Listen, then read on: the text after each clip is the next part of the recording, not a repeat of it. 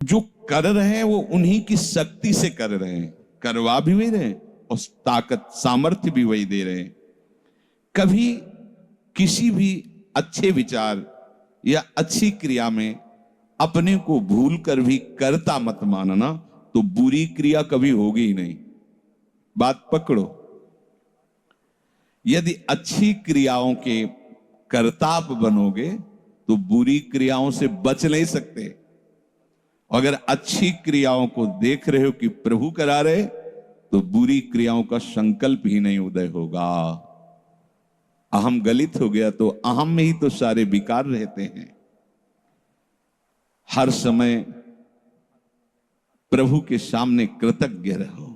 कितनी कृपा, क्या हमसे लेना है आपको, आप तो पूर्ण काम हो, हमें इतना दुलार कर रहे हो। बलिहारी प्रभु, वो बार बार मन उनके चरणों में लौटता रहता है। प्रभु का विधान सर्वज्ञता से पास हुआ है। वो खूब आगे की, पीछे की, मध्य की सब बात सोच करके उन्होंने आपके लिए विधान किया है। पहले से उन्होंने आपका उस समय मंगल विधान सुनिश्चित कर दिया है। कैसी भी परिस्थिति हो, कभी ऊबना मत, घबराना मत, अधीर मत होना और अपने भगवत विश्वास में कमी मत आने देना। कैसी भी परिस्थिति हो, यह जरूरी है। उबना मत। बहुत हो गया कष्ट सहते सहते, कितना सहूं। नहीं, ये अगर ऐसा आ रहा है तो भी आप भगवद आश्रित नहीं हुए। नहीं, ऐसा आ ही नहीं सकता। बड़ा आनंद आता है कष्ट में, बड़ा आनंद आता है।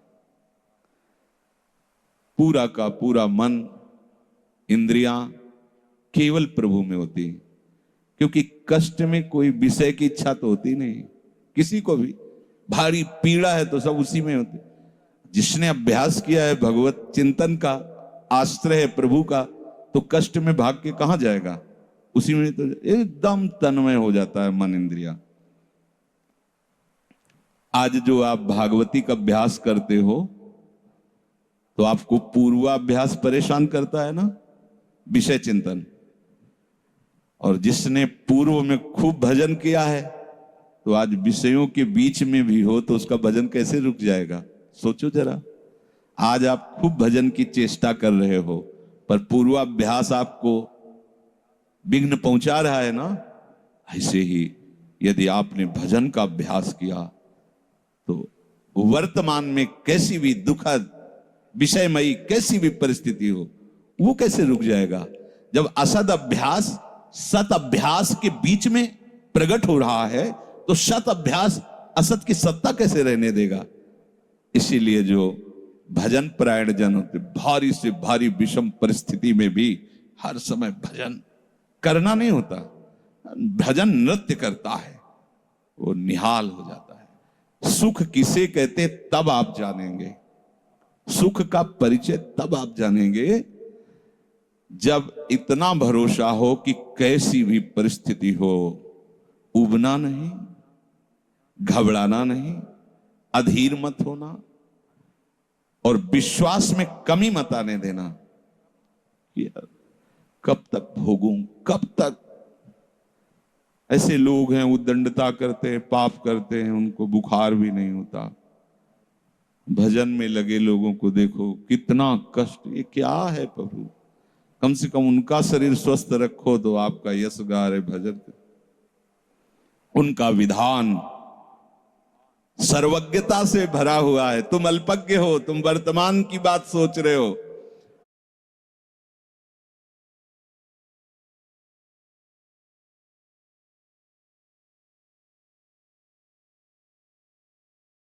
Struggling to stay fit? Struggle no more. Get fit on your own terms. Hopping from one city to another?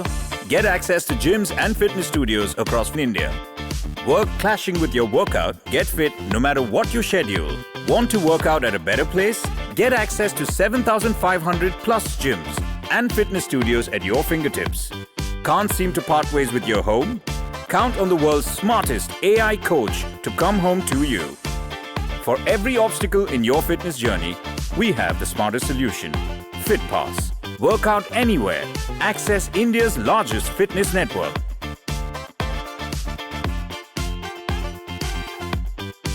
Eat what you love with a personalized diet.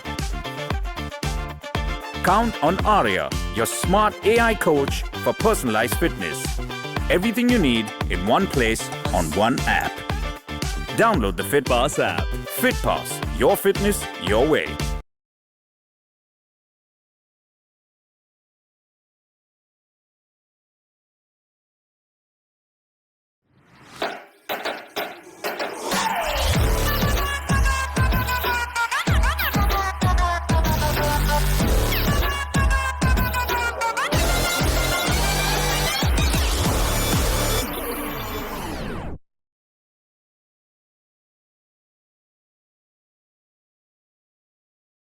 वो तीनों कालों को देखकर निर्णय करके परिस्थिति दिया, इसलिए मस्त रहो उनके भरोसे पर। कभी कई बार चर्चा की है प्रताप राय जी की। बचपन से भजन परायण थे, ईश्वर संपन्न घर था, भाई बहन सब खूब। कुछ दिनों बाद माता पिता पधार गए, पूरा अधिकार। ऐसे भजन में डूबे रहते कि उनका व्यापार था कि जैसे कोई धन लेने के लिए आया तो उसके लिए कुछ गिरवी रखना होता था, आभूषण आदि, और जितनी आवश्यकता है आप धन ले जाइए, और जब धन मिल जाए तो ब्याज से ही तो उसमें रख जाना और अपना सामान ले जाना। एक बक्सा रखा रहता था और वो आप माला लिए हर समय भजन करते रहे। बड़े वास्तविक आंतरिक वृत्ति से प्रभु में लगे थे, पर उनकी कुल परंपरा का यह व्यापार था। जैसे सदन जी की कुल परंपरा, तो कुछ गृहस्थ ऐसे महापुरुष जो अपने, भगवान भी कहते पर धर्मो भयावहा सुधर्मो निधनो श्रेया पर धर्म। वो जो वहां का काजी था उसने देखा कि बिना किसी प्रयत्न के बड़ा आनंद इनके चल रहा है, तो जलन होती। जो भगवत विरोधी जन, विमुख जन होते हैं तो जलन होती है। इसको दूसरे रूप में हम कह सकते हैं कि प्रभु अब उनके भजन का फल देना चाहते थे। दोनों बातें, परिणाम जान गए हैं इसलिए हम कह रहे हैं प्रभु उनके भजन का फल देना चाहते थे, और वो वर्तमान से देखो तो वो द्रोही थे, भगवत द्रोही जन। तीन लोगों ने काजी से मिलकर कहा बड़ा सुख लूट रहा है, हम जाके देखा है, बढ़िया काम बन जाए। वो देखता भी नहीं कि बक्से में क्या रखा गया। ठीक, तो कुछ कंकड़ ऐसे झोली में, पहले थैली टाइप की झोली होती, गए प्रणाम किया और कहा हमें 10,000 रुपए की आवश्यकता है, यहां लिखो दस्तखत, तारीख, दिन, और चेक भी नहीं कर। वो इतने विश्वास परायण भक्त थे, अभी तक ऐसा कुछ हुआ भी नहीं था।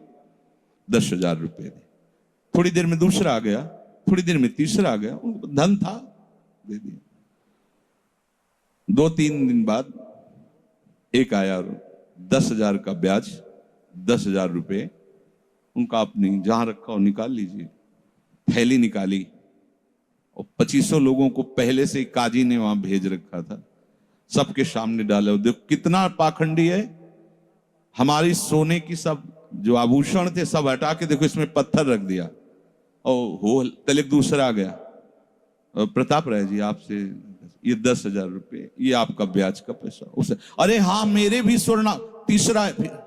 अब तो जितने गांव वाले थे जो श्रद्धा करते थे कि भक्त है, बड़ा उनका सम्मान था, सब उनके मुंह पे निंदा करने लगे। तिलक लगाए बैठे हो, कंठी बांधे हो, नाम जप करते, तुम्हें शर्म नहीं आती? तभी हम लोग सोचते थे कि कुछ करते हो रहे हो, इतना माला माल हो रहे हो, ऐसी बेईमानी तुम करते हो। काजी आ गया, उसने कहा तुम रिपोर्ट लिखाओ। रिपोर्ट लिखाई गई, बादशाह के पास रिपोर्ट पहुंचा गई। उन्होंने कहा ऐसे पाखंडी को बंदी बना लिया जाए, सारी संपत्ति जब्त कर ली जाए। प्रताप राय जी ने जब सुन, अवाक, मतलब पत्नी से कहा कि ठाकुर जी की सेवा में बाधा ना पहुंचे, तुम ठाकुर जी को लो, पीछे के मार्ग से निकल जाओ, कुछ भोग सामग्री आभूषण और ठाकुर जी को लेके चले जाओ। पत्नी ने ऐसा किया, साफ एक बर्तन भी नहीं रहने दिया और उनको हथकड़ी डाल करके जेल में पहुंचा दिया, सब लूट लिया, सब नष्ट भ्रष्ट कर दिया। अब आप देखते जाओ। जब वहां पहुंचे तो जो विरोधी जन थे तो उन्होंने कहा कि ठाकुर के बहुत से आभूषण और बड़ी महंगी मूर्ति इनकी ठाकुर की, इनकी पत्नी, उसको तो आपने बंदी नहीं बनाया। सरकारी सैनिकों ने खोज की तो अपने मायके चले गई थी, वहां से उनको बंदी बनाया, ठाकुर जी को ला करके जहां धन का स्टॉक था वहां रख दिया, आभूषण सब उनके, दोनों को एक जगह हथकड़ी बेड़ी डाल के वो ठाकुर जी से एकांत में जेल में कहने लगे कि ये सब लीला तो हमें बर्दाश्त है, लेकिन आप जो हमारे प्राणनाथ हैं, आपको बंद कर दिया गया, भोग नहीं लगेगा, आरती नहीं होगी, आपको शयन नहीं करे, ये हमसे बर्दाश्त नहीं होता, प्राण हमारे ले लो, हम आपकी सेवा के बिना नहीं रह सकते, मुझे ये जो कुछ किया इस तो बर्दाश्त है, पर आप हमारे पास नहीं, आपकी सेवा नहीं, और जीवन भर कुल परंपरा से आपकी सेवा होती, नाथ ये मुझसे बर्दाश्त नहीं होता। बिकल होकर के रोए तो वहीं गलबैया दिए प्रिया प्रीतम जेल में ही प्रकट हो गए, निहाल कर दिया। फिर आगे जो बड़ा चरित्र है, हम ये बताना चाहते हैं कि देखने में तो हमें लगा कि देखो ऐसे महान भक्त के जीवन में कैसी परिस्थिति आई, पर परिणाम देखकर हम ये कह सकते हैं कि ये फल वृत्ति आई, पूरे जीवन के भजन का फल कि सच्चिदानंद प्रभु का साक्षात दर्शन, साक्षात ऐसी महान स्थिति आगे उनकी वर्णन है। या कह रहे कि ऊबो मत, घबराओ मत, अधीर मत हो, विश्वास में कमी मत होने दो। अब प्रभु ने क्या देखा कि इसे ना संपत्ति के हरण का दुख है और ना इसे किसी सम्मान नष्ट का, पूरे जीवन भर सम्मानित रहे, गांव के सब भगत जी हैं, सब मिटिया मेट हो गया, इस बात का कोई दुख नहीं, केवल मेरी सेवा का सुख। आगे चरित्र में आता है फिर उन्होंने जो लीला की कि बादशाह चरणों में झुका, पूरी समाज के सामने उन तीनों ने स्वीकार किया मैंने कपट किया, फिर जय जयकार। ये तो उनके एक मिनट का काम होता है, ये उनका तिनके को ब्रह्मा बना देना, ब्रह्मा को तिनका बना देना, ये उनका तो खिलवाड़ होता है। इसलिए कभी विश्वास कम मत करना, क्योंकि ऐसी परिस्थिति आ सकती है कि आपको लगेगा कि अगर भगवान होता, मान लो वहीं थोड़ा सा नकारात्मक सोच कर ली जाए कि ऐसा क्या, जीवन भर आपसे प्यार करके भजन, इतनी भारी बेइज्जती, ऐसा ऐसा। भक्त अगर ऐसा चिंतन करता है तो शरणागति नहीं, क्योंकि शरणागति में विपरीत चिंतन की जगह नहीं होती, शरणागति में संशय नहीं होता। उसकी कृपा के असंख्य रूप हैं, वो आवश्यकता अनुसार जब जहां जैसे चाहेगी वैसा रूप रख लेगी। और आप शरणागत हैं तो आपके लिए अब कृपा के सिवा कोई दूसरा होगा नहीं। बैठा लिए हृदय में, आप प्रभु के शरणागत हैं, अब आप पर कृपा ही कृपा होगी। पर लिखा हुआ कि कृपा असंख्य रूप धारण कर सकती है। अब आपके जीवन में केवल कृपा होगी, शरणागत है, पर उसका आदर करना। प्रभु के कृपा में, विधान में जो संदेह कर बैठता है, विरुद्ध चिंतन कर लेता है, तो उसको कृपा छोड़ती नहीं है, उसके लिए कृपा भयानक रूप धारण करती है और घेर करके उसको कृपा सिंधु से मिला देती है। और जो हृदय की निर्मलता से, विश्वास से, प्रेम पूर्वक सराहता रहता है, वाह प्रभु अपना मानकर दंड दिया, बहुत अच्छा किया, आपने जो जो किया ना बहुत अच्छा किया, प्रभु अब लगता है कि आपने मुझे स्वीकार कर लिया, क्योंकि आप कुछ भी करने में अब हिचकते नहीं है, हमसे पूछने की जरूरत नहीं है, आप जो जो कर रहे बहुत, उसके लिए कृपा बहुत मृदु और शांत होकर प्रकाश रूप से उदित होती है और प्रभु के पास पहुंचा देती है। कृपा बख्शेगी नहीं। आप शरणागत हो, अगर ज्यादा चतुराई करोगे तो भयानक रूप धारण कर लेगी। अब तुम्हें जाना ही है प्रभु के पास, अगर सुलझोगे तो शांत सौम्य होते हुए आपको पहुंचा देगी। तुम विश्वास करो, इसी विश्वास से तुम्हें भगवत दृष्टि प्राप्त होने वाली है। कल हम कुछ उपासकों से बात कर रहे थे कि भैया ऐसा मत समझो कि अमुक समय तक साधना करने पर सिद्धार्थ अवस्था आती है, नहीं। अभी समझ ठीक कर लो, अभी सिद्ध हो जाओगे। अभी ये साधना से नहीं होता, ये समझ से होता है। आपकी समझ ठीक हो गई, अभी वही आचरण आने लगेंगे जो सिद्धों में आचरण। हम लोगों के दिमाग में बैठा हुआ 12 वर्ष 18 वर्ष ऐसा वैसा, 12 जन्म में भी बात नहीं बनने वाली, और 12 मिनट भी बहुत होते हैं। समझ जाओ। जैसे कोई कहे ऐसे ही बोल रहे हो, आपके पास कोई उदाहरण है? भागवत में 11 स्कंद में तितिक्षु ब्राह्मण का चरित्र पढ़ लो, और ये भगवान श्री कृष्णचंद्र जो उद्धव को उसका चरित्र सुना रहे, मतलब उसका यश गान कर रहे हैं, और वो खुद कह रहा है कि मैंने जीवन में कभी कोई साधन भजन की बात जाने तो धर्म नहीं किया। हुआ क्या? कृपा उदित हुई, सर्वनाश का खेल हुआ, और उसकी एकदम समझ ठीक हो गई। समझ पढ़ लेना उसकी। जिनके लिए मैंने पूरा जीवन, वो मुझे त्याग रहे। जिस धन को ना मैंने प्रयोग किया ना किसी को करने दिया, उसका अपहरण हो गया। जिस शरीर को मैं माना वो बुढ़ापे में जा रहा है। ये हो क्या रहा है? समझ ठीक हुई, उसी समय वो ऐसी स्थिति का महापुरुष हो गया कि भगवान उसका यशगार है। बोलो क्या साधना? समझ। रत्नावती जी ने क्या साधना की? दासी ने जब बताया तो हिमालय में जाके उन्होंने पद्मासन लगा के कोई साधना की क्या? दासी ने बताया कि सबका प्रीतम परम सुंदर करुणामय बिहारी जो है, बस समझ पकड़ लिया बिहारी, और महान सिद्ध। अपने लोग ऐसी धारणा बनाए हुए कि धीरे धीरे विषय छूटेगा, कामनाएं छूटेंगी, इतने वर्ष कम से कम, ऐसा वैसा, कुछ नहीं। अभी एकदम स्वीकार करो, आनंद पूर्वक चल दो। स्वीकृति का सारा चमत्कार है, अंदर से स्वीकार कर लो। अब तुम्हें ध्यान दीजिए, वही पदार्थ, वही परिस्थिति, वही कार्य प्राप्त होगा जिससे तुम्हारा मंगल होगा। काहे को खोपड़ी लड़ाते हो? कितना आनंद है। वही पदार्थ, जय राधा वल्लभ। जो गीता जी में वर्णन कर रहे थे कि यदि विषय का राग पूर्वक चिंतन किया जाए तो चिंतन मात्र से सर्वनाश हो जाता है। उसी के आगे श्लोक का वर्णन किया कि यदि राग द्वेष रहित होकर विषय का सेवन किया जाए तो हृदय की स्वच्छता, हृदय का प्रसाद, और प्रसादे सर्व दुखा नाम हानिरस्य उपजाति। बात पकड़ो।